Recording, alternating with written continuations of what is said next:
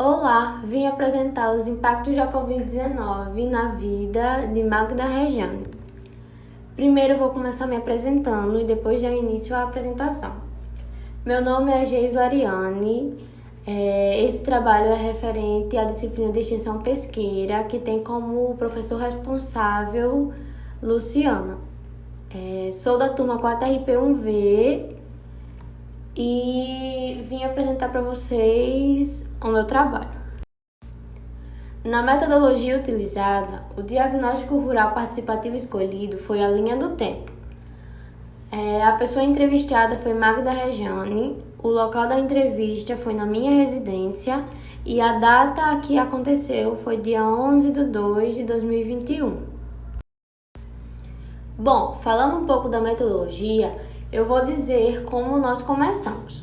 Primeiramente, foi aplicado um questionário para dar início e acelerar o processo de conversação entre mim e a entrevistada. Nesse questionário, eu comecei fazendo perguntas que tinham relações com o impacto da pandemia na vida pessoal e trabalhista da entrevistada, assim como os problemas e as maiores dificuldades enfrentadas durante o período de isolamento. E, por fim, foi perguntado sobre a forma que ela conseguiu lidar nesse período e qual foi a sua contribuição para a população. A aplicação do resultado. A aplicação do resultado foi feita ao fim da entrevista, quando eu já havia aplicado todas as questões, já tinha escutado tudo que ela tinha a dizer. Eu então peguei todas as informações, separei alguns pontos principais e criei 2 linhas do tempo. Uma referente à situação geral do Brasil e outra mais específica, que retrata sobre o que a entrevistada falou sobre a sua vida e sobre a cidade na qual reside, que é Macau. Os resultados obtidos com o questionário. Ao início da entrevista, quando questionei sobre o impacto da pandemia na sua vida pessoal e trabalhista, percebi que ela ficou abalada com a situação, a princípio, mas que depois olhou para a realidade e conseguiu achar uma maneira de se reinventar na sua profissão, para continuar trabalhando e tendo uma renda.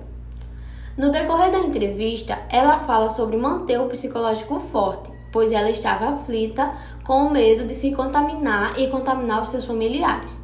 Ela destacou também que o seu marido estava na linha de frente para o combate da propagação do vírus. Ela também destacou que os seus maiores e primeiros problemas enfrentados foram o psicológico e o risco da contaminação.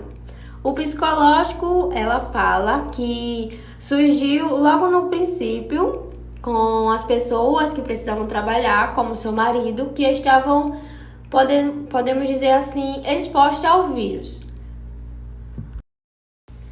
E por esse motivo de estar combatendo essa doença de frente, ela ficava muito ansiosa, nervosa, temia pela vida dele.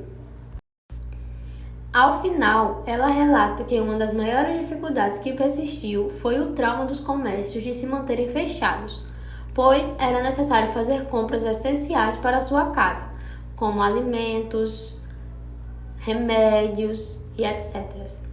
Ela também fala que fez tudo o que pôde para combater a propagação do vírus e se mostra muito feliz com a reta final da pandemia e com a iniciação das vacinas.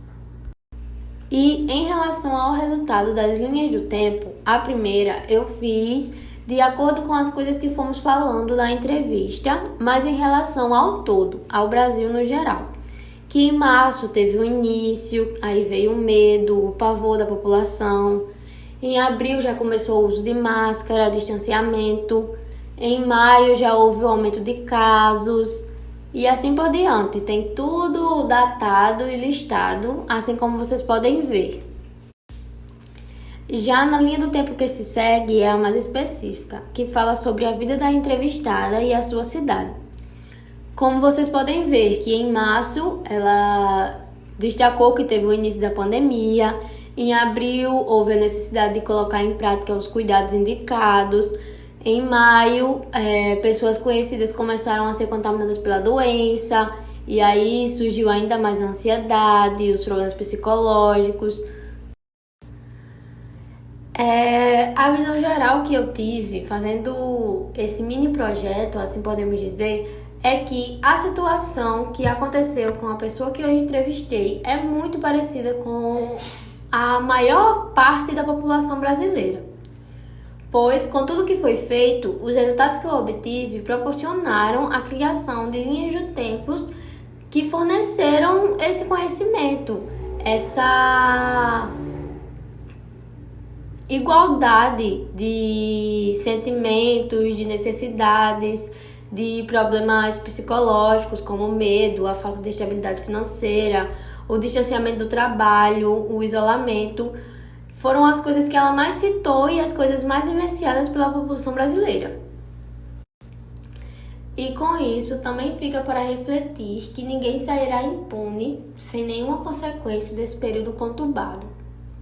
O mais importante é continuar com os cuidados e se manter sempre atento às notícias sobre a vacina e as próximas etapas desse processo de combate à pandemia.